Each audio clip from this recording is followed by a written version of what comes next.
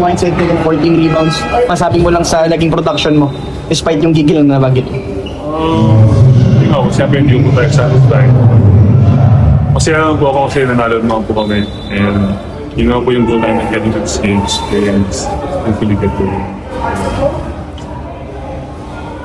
Gio, kasi parang medyo unusual yung start mo sa PBA kasi before playing your first official game, simula ka muna nitong All-Star sa Candon. You think that kind of, shock off the rust or helped you, break in sa PBA?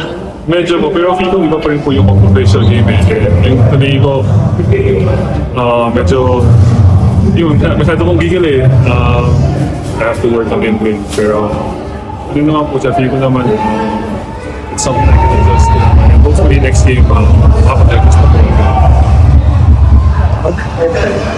Yes, ano pa yung tingin mo kasi nasabi kanina ni Coach Ronald na parang in the future games, parang gagawa ka pa ng more plays.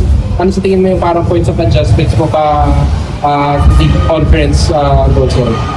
Siguro yun na po, siguro being patient lang yun po. Kasi kanina,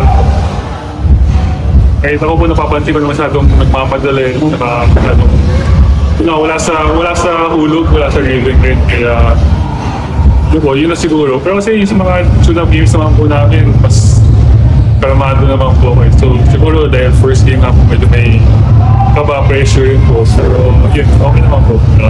Looking forward din po siguro.